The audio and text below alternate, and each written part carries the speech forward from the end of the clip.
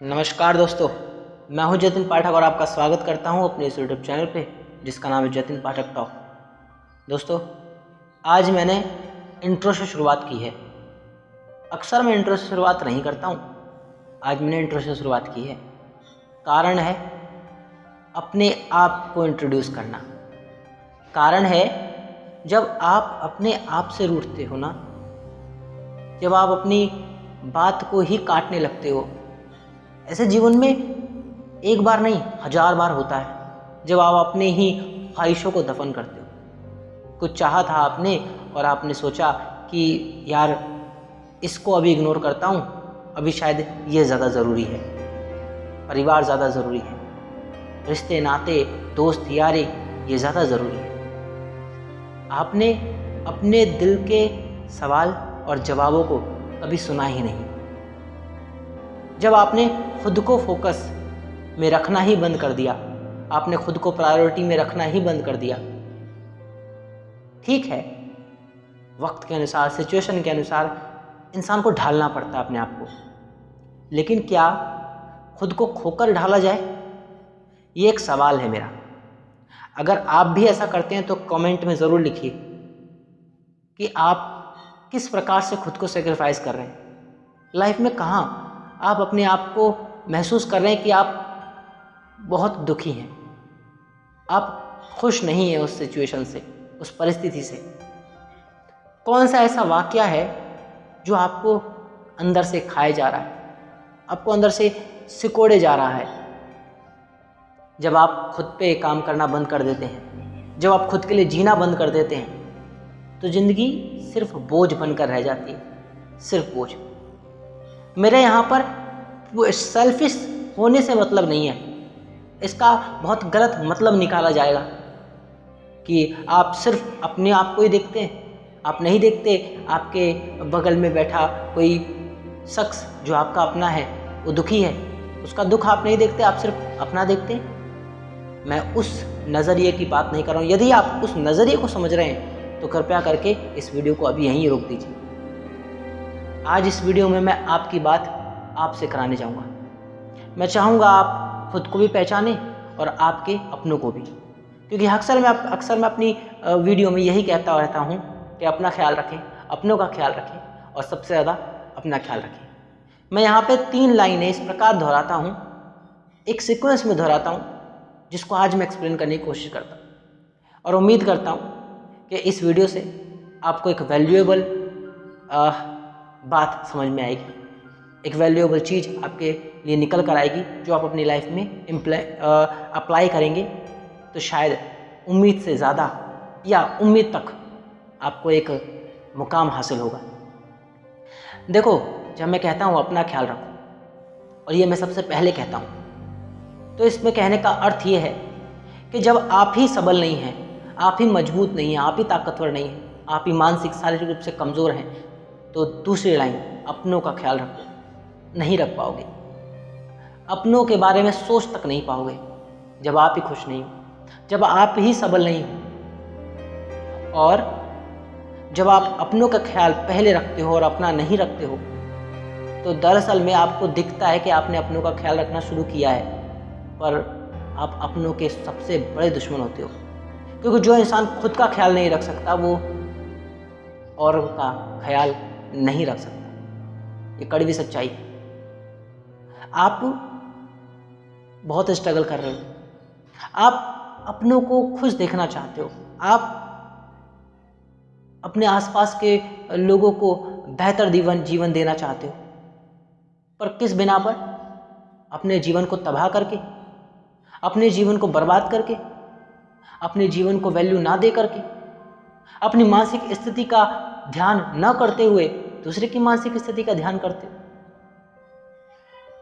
वो जिन्हें आप अपना कहते हो या वो जो आपको अपना कहते हैं, जब आप ऐसा करते हो तो हाँ दिखता है आपका ये सेक्रीफाइस दिखता है, लेकिन ये सेक्रीफाइस आपने जिस चीज़ के लिए किया है वही चीज़ यदि नहीं रही ना, तो आपका होना ना होना ज़ीरो है। अपनों के लिए सोचना अच्छी बात होती है, लेकिन अपने लिए सोचना सबसे ज़्यादा अच्छी बात होती है। तो वो काम कीजिए। सबसे पहले आप खुद के बारे में सोचिए। आप सोचिए कि आखिर आप कैसे शारीरिक रूप से, मानसिक रूप से, आर्थिक रूप से मजबूत बन सकते हैं। अब देखिए इसका बेनिफिट कितना होगा। जब आप स्वयं के बारे में शारीरिक, मानसिक और आर्थिक रूप से सबलता के बारे में सोचते हैं कि मैं इन चीज़ों में सबल बनूं, तो तुरंत अगली लाइन, अपनों का ख्याल रखो, मोस्ट इम्पॉर्टेंट। क्यों बोलता हूँ? क्योंकि जब आप खुद ही सबल नहीं हो, खुद ही ताकतवर नहीं हो, खुद ही सक्षम नहीं हो, तो नहीं रख सकते। और जब आप ताकतवर भी हो, आप मानसिक रूप से स्वस्थ हो, आप शारीरिक रूप से स्वस्थ हो, आप इकोनॉमिकली, ठीक है, अर्थ के रूप में भी मजबूत हो, आर्थिक शक्ति भी तुम्हारी मजबूत है, तो अगर आप अपनों के लिए अब नहीं जिए तो फिर आपसे बड़ा दानव कोई नहीं। फिर अब दानव की श्रेणी में हो, जिसे सारी विलासिता की चीज़ें चाहिए और वो सब चाहिए सिर्फ अपने लिए। तब आप विलासी हो, तब आप जीवन को सही दिशा नहीं दे रहे, तब आप एक इंसानियत को अपना ही नहीं रहे। अच्छा ठीक है, मान लेते हैं अगर आप नहीं भी करते हैं और अपने लिए करते हैं और ये कहकर करते हैं कि मैंने तो खुद कमाया, खुद मेहनत करी, खुद ये सफलता हासिल करी, तो ये झूठ है। आपके जीवन की सफलताएं, आपके जीवन की असफलताएं, आपके जीवन की हर चीज़ पे आपका जितना हक है उससे कहीं ज़्यादा आपके आसपास वो हर वस्तु, व्यक्ति, हर इस चीज़ का हक है जिसने आपको यहाँ पहुँचाया, बशर्ते वो आपको शायद नहीं दिखी। उदाहरण के लिए, एक इंसान चाय बनाने के लिए जाता है। अब वो डिसाइड करता है मेरे को चाय की तलब लगी है, मैं चाय पीऊँगा, या मेहमान आए हैं उनके लिए चाय बनानी है। चाय बनाने के लिए रसोई में घुसता है। रसोई में रखी गैस, वो नीचे रखा सिलेंडर, उसकी नोब ऑन करता है, गैस को लाइटर से जलाता है, मतलब है ना, इनलाइट करता है, और उसके बाद उस पर बर्तन रखता है। उस बर्तन में पानी डालता है, फिर चाय, फिर चीनी, और फिर स्वाद अनुसार जो उसको इंग्रेडिएंट्स उसमें ऐड करने हैं वो ऐड करता है, जैसे कि अदरक या इलायची। फिर थोड़ी देर उबलने देता है, फिर दूध निकालता है, दूध डालता है और चाय बनकर तैयार। देखिए चाय तो बन गई, स्वादिष्ट भी बन गई, मेहनत लगाई उसने, इस बात की तारीफ। चाय बन गई, स्वादिष्ट बन गई। अब वो ले गया मेहमानों के पास, और मेहमानों ने जब वह चाय पी और एक चुस्की लगाई और उसके बाद कहा वाह ताज नहीं, वाह बोलते ही उनको लगा कि वाह भाई क्या चाय बनाई आपने, सारा क्रेडिट आप ले गए, आपको मिल गया, तालियां बजाइए। लेकिन अगर मैं आपको वो चाय ही ना दूं जो इतना स्वाद दे रही है, अगर मैं आपको वो दूध ही ना दूं जो उस चाय को और गाढ़ा और बढ़िया बना रहा है, मैं आपको सब कुछ दे दूं पर आपको अग्नि ही ना दूं जिससे कि वो गर्म हो, उबले, बॉईल हो, उसके सारे इंग्रेडिएंट्स आपस में अच्छे से मिल जाएं, तो मुझे लगता है इसमें से कुछ भी अगर मैं आपसे छीन लूं तो आपकी चाय अधूरी होगी, आप अधूरे होंगे, आपकी तारीफ अधूरी होगी या तारीफ ही नहीं होगी। तो जब हम कुछ करते हैं, कुछ पाते हैं जीवन में, तो हम ये तो मान लेते हैं कि हमारी वजह से हुआ। ठीक है, आपने माना, कोई बुराई नहीं है। इंसान जब मेहनत करता है तो उसको हक है तारीफ। अगर एक लेखक कुछ लिखता है तो उसे हक है उसे तारीफ मिले, उसे तालियां मिले।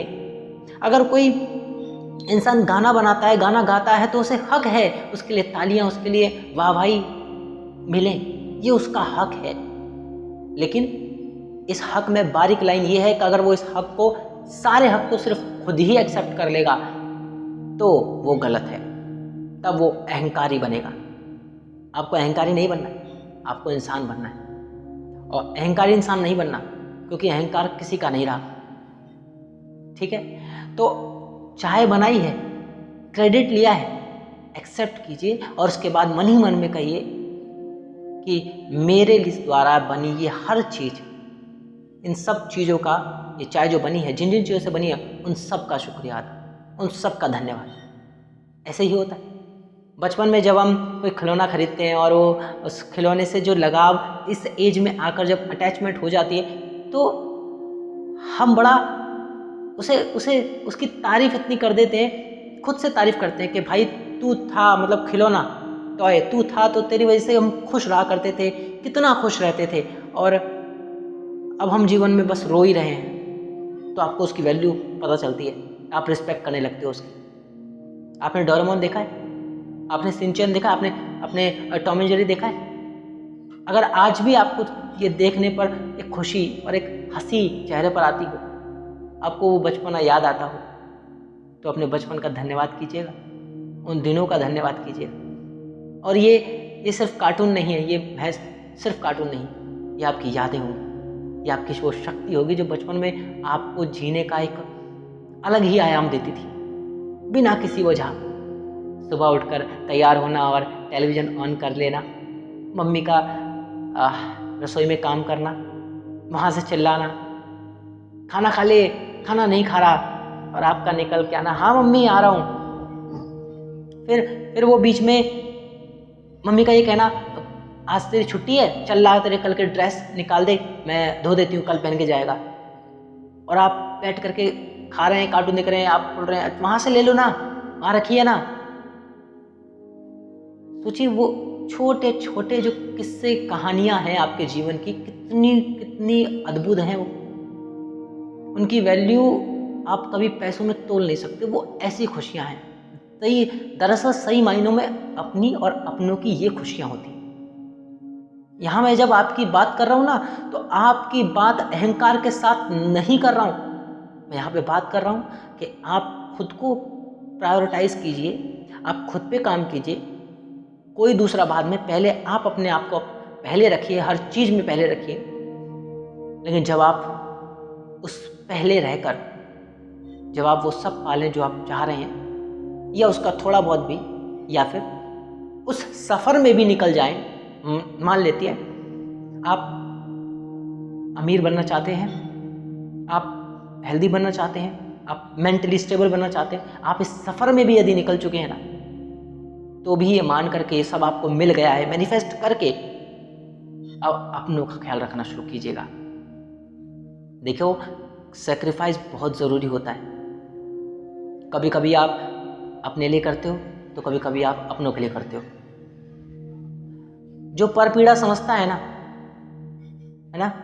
वो उसकी पीड़ा ऊपर वाला समझता है। लेकिन अगेन, पहले आप, बाकी फिर दुनियादारी सब। पहले आप सबल बनिए, आप मजबूत बनिए। बनने के बाद अहंकार का त्याग करके अपनों को सबल बनाइए, अपनों को बढ़ाइए, अपनों का ख्याल रखिए। और उसके बाद फिर क्या करना है, मैं अपनी तीसरी लाइन में बोलता हूँ, सबसे ज़्यादा अपना ख्याल रखिए। मैं सबसे ज़्यादा जब ये बोलता हूँ तो इसका मतलब यही है कि कभी कभी रिश्ते भी बिखरते हैं, कभी कभी रिश्ते भी खराब होते हैं, कभी कभी और से ज़्यादा अपने दुख दे जाते हैं। आपको ये समझना होगा कि यहाँ रिश्ते जो हैं, जब वो प्योरिटी उनके अंदर से चली जाए, जब उनके अंदर से वो खूबसूरती चली जाए, जब उनमें दंभ, द्वेष, ईर्ष्या, जब इन चीज़ों का समावेश होने लगे, तो उसका मानसिक पटल पे सर उससे पहले त्याग कर देना, मानसिक पटल पे से सबसे पहले त्याग कर देना बहुत ज़रूरी होता है। ऐसे में आपका अपने ऊपर विश्वास फिर से कायम करना बहुत ज़रूरी होता है। इसलिए अपना ख्याल रखिए, अपनों का ख्याल रखिए, और सबसे ज़्यादा अपना ख्याल रखिए।